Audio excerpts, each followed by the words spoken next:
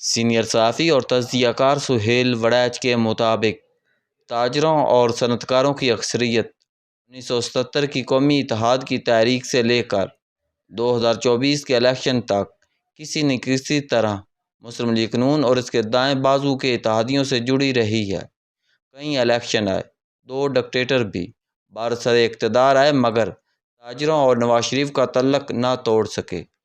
Peoples party کو تو کبھی تاجروں اور صنعتکاروں کی بڑی سپورٹ نہ مل سکی۔ تحریک انصاف اور نون لیگ دونوں کی بنیاد چونکہ شہری مڈل کلاس پر استوار ہوئی، لہذا تاجروں اور صنعتکاروں کے کسی گروہ کے نون لیگ سے ٹوٹ کر تحریک انصاف کے ساتھ ملنے کا امکان تھا۔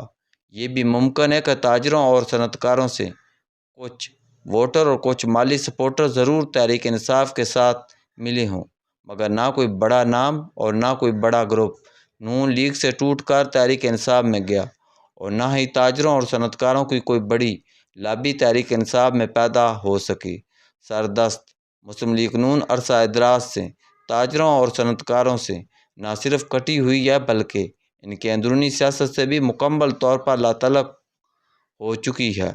اب پوزیشن یہ ہے کہ میاں مصباح الرحمان اور ذکا اشرف کے علاوہ کوئی بڑا صنعتکار اعلانیہ طور پر پیپلز پارٹی پنجاب کے ساتھ نہیں کھڑا۔ تحریک انصاف کا بھی کوئی نامور صنعتکار یا تاجر چیمبر کی سیاست میں سرگرم نہیں، اور نہ نون لیگ کی براہ راست تاجروں کی سیاست میں کوئی مداخلت ہے۔ گویا اب ہر تاجر اور صنعتکار سیاسی گروہ بندیوں میں ذاتی طور پر تو ضرور بندھا ہوا ہے، مگر اجتماعی طور پر کسی بھی سیاسی جماعت کے چیمبر کی سیاست میں دخل اندازی نظر نہیں آتی۔ حالانکہ لاہور چیمبر کی صدارت پر ایک بار شہباز شریف خود اور وزیر خزانہ اسحاق ڈار متمکن رہے۔ کسی زمانے میں تو نون کی سیاست اور اثر و رسوخ کا گڑھ ہی لاہور چیمبر آف کامرس ہوا کرتا تھا، مگر اب ایسا کچھ نہیں۔ الیکشن 2024 میں پنجابی صنعتکاروں کے ایک گروہ نے نون لیگ کو 1 ارب روپے کا فنڈ دیا تھا، مگر نون لیگ میں ان کو رسوخ اور پذیرائی نہ مل سکی۔ گزشتہ چند سال سے صنعتکاروں اور تاجروں کی 2 متبادل گروہ نے جنم لیا ہے۔ ایک کی سربراہی ایس ایم تنویر کے پاس ہے۔ ان کے والد ایس ایم منیر تاجروں کی سیاست کے پرانے کردار تھے۔ وہ خود نون، پیپلز پارٹی اور فوج تینوں کو تاجروں کے مفادات کے لیے بات چیت پر آمادہ کر لیا کرتے تھے۔ ایس ایم تنویر محسن نقوی کی نگران کابینہ میں صوبائی وزیر تھے۔ ایپٹیما کے سرپرست گور اعجاز ان کے سمدھی ہیں۔ یہ ایک طاقتور بزنس لابی ہے۔ سوائے لاہور چیمبر کے باقی ملک کے منتخب چیمبرز کی اکثریت انہی کے گروپوں سے تعلق رکھتی ہے۔ ان کے مخالف گروپ نے انہیں لاہور چیمبر میں ہرا دیا ہے، لیکن مجموعی طور پر قیادت انہی کے پاس ہے۔ یہ گروپ اس وقت نون لیگ کے ساتھ بھی اچھے تعلقات کا حامل ہے، اور فیلڈ مارشل اسد منیر سے بھی ان کا گاہے نہیں بلکہ مسلسل رابطہ ہے۔ حالیہ دنوں میں شہباز حکومت نے ایف بی آر کے اختیارات میں اضافہ کر دیا۔ ٹیکس میں کوتاہی کرنے والوں کو نوٹس اور گرفتاری تک کا قانون پاس ہو گیا۔ ایسے میں 8 چیمبرز آف کامرس کے منتخب نمائندوں نے وزیر داخلہ محسن نقوی اور سابق وزیر تجارت گوہر اعجاز کی ہمراہی میں فیلڈ مارشل اسد منیر سے ملاقات کی، اور وہاں پہ موقف پیش کیا کہ ایف بی آر نے اس ملک کے تاجروں اور صنعتکاروں کو سرعام چور کہہ کر نہ صرف ان کی تذلیل کی ہے بلکہ وہ گرفتاریاں کر کے ملک کا اقتصادی بٹھا بٹھانا چاہتے ہیں۔ دوسری طرف ایف بی آر کے سربراہ راشد لنگڑیار اور ان کے ساتھی بروکریٹس کا خیال یہ تھا کہ گرفتاریاں ہوں گی تو سب ٹیکس دیں گے۔ تاجر اور صنعتکار جب تک پورا ٹیکس نہیں دیتے یہ ملک نہیں چلا سکتا۔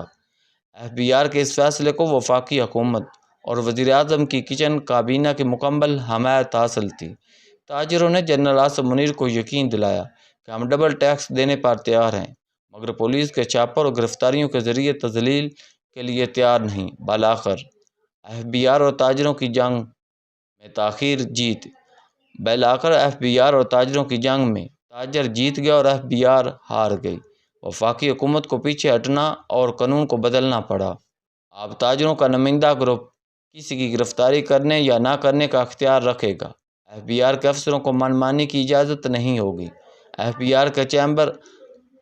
آر کے چیئرمین راشد لنگڑیار فی الحال چھٹی پر ہیں۔ آپریشن کے بعد سے یاب ہو کر واپس ڈیوٹی سنبھالیں گے تو علم ہوگا کہ ان کا رد عمل کیا ہے۔ پاکستان صنعت کاروں اور تاجروں نے اپنی مشترکہ حکمت عملی سے وفاقی حکومت کو بچھاڑ دیا ہے۔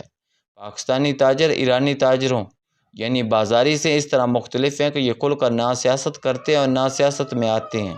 البتہ جب ٹیکس کا معاملہ ہو اور تاجروں کا کوئی اجتماعی مسئلہ ہو تو یہ اپنی اتحاد سے شٹر ڈاؤن کر کے حکومتوں کو فیصلہ تبدیل کرنے پر مجبور کر دیتے ہیں۔ اس دفعہ تو یہ نوبت بھی نہیں آئی۔ فیلڈ مارشل سے ملاقات کے بعد تاجروں نے اپنا مسئلہ حل کرا لیا۔ سوال یہ پیدا ہوتا ہے کہ تاجروں کی اس جیت سے آئندہ کے سیاسی منظر پر کیا فرق پڑے گا۔ روایتی طور پر پاکستانی تاجر اور صنعت کار دائیں بازو اور فوج کے اتحادی رہے۔ تاجروں کی اجتماعی نفسیات بھی حکومتوں سے ٹکرانا نہیں بلکہ ان کے ساتھ مل کر چلنا ہے۔ تاجروں اور صنعت کاروں کی اکثریت پچھلے 47 برسوں یعنی 1977 تا 2024 سے نون کی سیاست کی حامی رہی، بلکہ جنرل مشرف کے دور میں جب نون اور فوج میں تصاد تھا تب بھی تاجروں کی اکثریت نے وفاداری نہیں بدلی تھی۔ مگر اب ایسا لگ رہا ہے کہ نون کے تاجروں اور صنعت کاروں سے مکمل بے اعتنائی اپنا اثر چھوڑ رہی ہے۔ ٹاپ لیڈرشپ کا تاجروں اور صنعت کاروں کی لیڈرشپ سے رابطہ ہی منقطع ہو چکا ہے۔ نون کی سیاست کا اثاثہ یہی تاجر اور صنعت کار رہے۔ اگر نون اور ان میں عدم توجہی کا یہ سلسلہ جاری رہا تو کچے دھاگے سے جڑا یہ نام نہاد رشتہ بھی کسی دن ٹوٹ جائے گا۔ یہ رشتہ کئی دہائیوں کے تجربات سے گزر کر اب کچھ نیا اثر دکھانے والا ہے۔ تاجروں کی جیت مقتدرہ کی وجہ سے ہوئی ہے، سیاست کی وجہ سے نہیں، بلکہ سیاست سے تو انہیں شکایت تھی اور اس شکایت کا مداوع مقتدرہ نے کر کے ایک مؤثر گروہ کو اپنے حصار میں لے لیا ہے۔